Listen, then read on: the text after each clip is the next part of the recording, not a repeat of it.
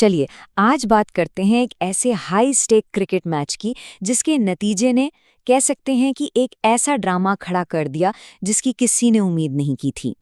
और ये कहानी ये मैदान से शुरू नहीं होती है। इसकी शुरुआत होती है मैच के नतीजे पर आई एक एकदम चौंकाने वाली प्रतिक्रिया से। तो हुआ ये कि जैसे ही मैच खत्म हुआ, पूरे पाकिस्तान में जैसे गुस्से की एक लहर दौड़ गई और कई फैंस ने अपनी सारी हताशा, अपनी सारी नाराजगी अपने टीवी सेट्स पर निकाल दी। तो सवाल ये उठता है कि आखिर इतना तीखा रिएक्शन क्यों था। चलिए इस पूरे मामले को टीबीएस विश्व कप 2026 के इस मुकाबले की कहानी को एकदम शुरू से समझते हैं। ये क्रिकेट के सबसे बड़े टूर्नामेंट्स में से एक है, तो जाहिर है दांव पर बहुत कुछ था।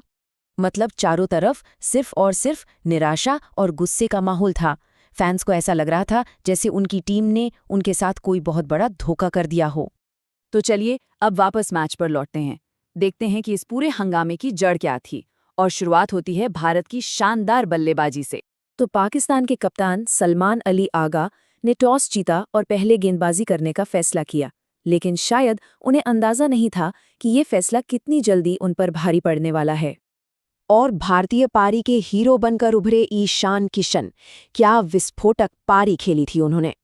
सोचिए, सिर्फ 40 गेंदें खेली और 77 रन बना डाले, और इस पारी में शामिल थे 10 चौके और 3 गगनचुंबी छक्के। किशन को साथ मिला तिलक वर्मा और कप्तान सूर्य कुमार यादव का, और इन सब ने मिलकर भारत का स्कोर पहुंचा दिया 175 रन पर। T20 में ये एक पहाड़ जैसा स्कोर होता है। तो लक्ष्य तो बड़ा था, अब बारी थी गेंदबाजों की। और भारतीय गेंदबाज जब मैदान पर उतरे तो वो अपने साथ एक तूफान लेकर आए, गेंदबाजी का तूफान। पाकिस्तान की पारी तो मानो शुरू होने से पहले ही खत्म हो गई। एक के बाद एक बड़े बड़े बल्लेबाज पवेलियन लौटते गए और पूरी टीम बुरी तरह दबाव में आ गई। हाँ, एक तरफ से उस्मान खान ने थोड़ा संघर्ष जरूर दिखाया, लेकिन वो अकेले क्या करते। उनकी ये लड़ाई काफी नहीं थी और पूरी पाकिस्तानी टीम लक्ष्य से बहुत पहले 114 रनों पर ही सिमट गई।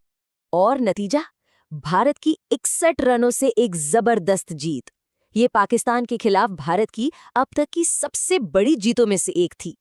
तो चलिए मैच से वापस आते हैं मैदान के बाहर के माहौल पर, क्योंकि अब बात सिर्फ फैंस के गुस्से तक सीमित नहीं थी। अब तो खिलाड़ियों के अंदर बैठे डर की खबरें सामने आ रही थीं। सोचिए, हालात इतने बिगड़ चुके थे कि पाकिस्तानी खिलाड़ियों को अपने ही देश वापस लौटने से डर लग रहा था। उन्हें इस बात की चिंता थी कि कहीं उन पर हमला न हो जाए।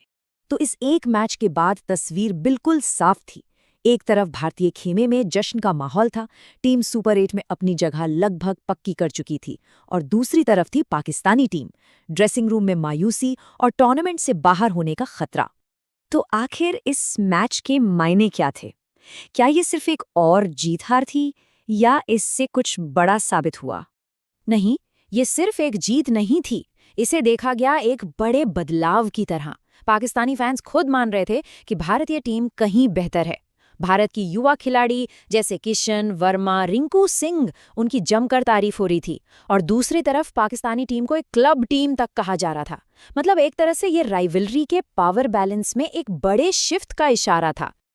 और आखिर में ये मैच एक बड़ा सवाल छोड़ गया, या शायद एक बड़े सवाल का जवाब दे गया।